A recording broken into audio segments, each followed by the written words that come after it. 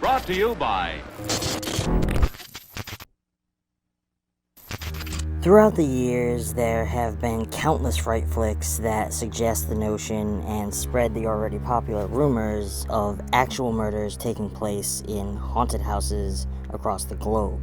This film chooses to focus on that age-old chiller tale of human remains being used as props within haunts, playing it up to the most extreme degree.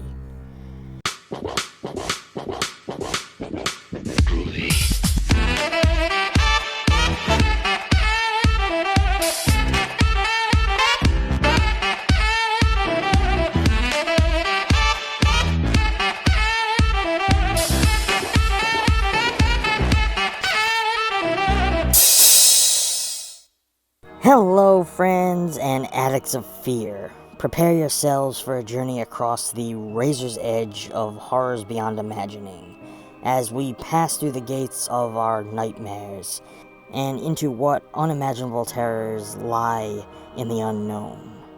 Welcome to Hellfest.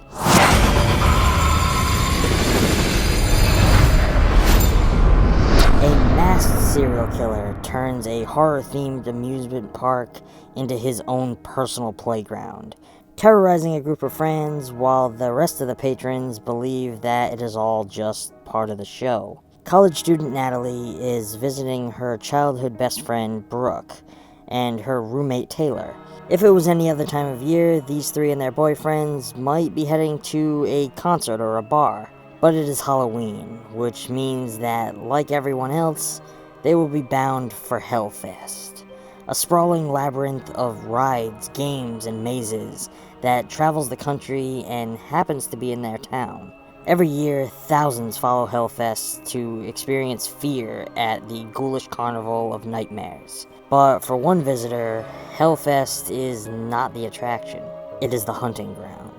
An opportunity to slay in plain view of a gawking audience. As the body count and frenzied excitement of the crowds continues to rise, he turns his gaze to Natalie, Brooke, Taylor, and their boyfriends, who must soon fight to survive the night. Only a few moments into this film, and we are quickly introduced to our core group of rambunctious college kids, looking for a wild night of laughs, scares, and shots. The plot itself centers around our average American good girl who is joining her overly energetic friends at an annual Halloween horror event, which basically stands as the film's equivalent of Spooky World. We also spend a significant amount of time submerged in the development of this budding awkward romance between our protagonist and her love interest Gavin, making for another classic tale of youth, love, and vicious murder. The majority of this story plays out exactly as most of you might expect, as we watch our group of hapless young people as they are stalked and dispatched by an eerie masked murderer whose particular interest seems to lie in spreading the fear of those who choose to laugh in the face of it.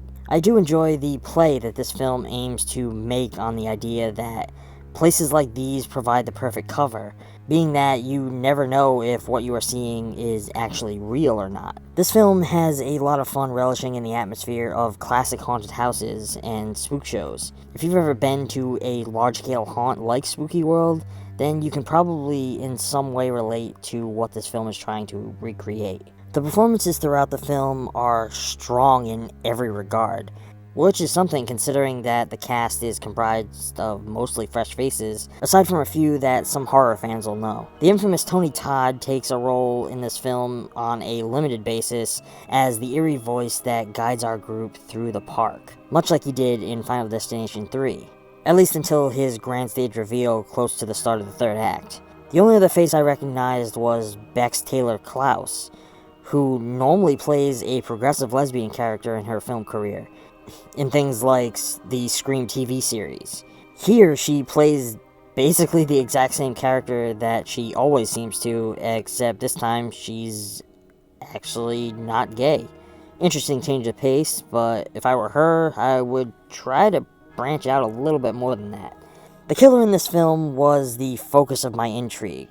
The choice was made to keep him simple, given that the nature of the park leans so hard into the extreme and elaborate, Having our antagonist be just a regular guy in a hoodie and a mask was incredibly grounding, and for me added to the plausibility of realism, while also helping him stand out. It also features some cool moments of gore here and there, but most of the kills are kept pretty tame, which I felt added to the simplistic realism.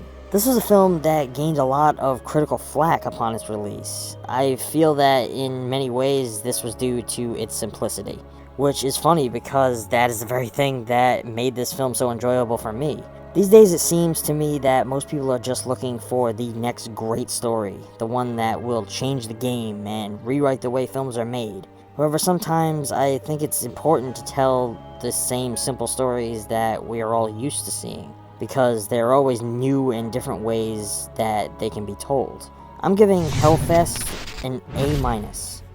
Truth be told, this is a well-crafted and strong film that tells a familiar story in a unique way to most of the horrors that are spilled out to audiences these days. I think many slasher fans will be able to enjoy this for what it is, and those who see the value in its choices will likely share it with others looking to eat up more slasher flicks. Personally, I would like to see sequels.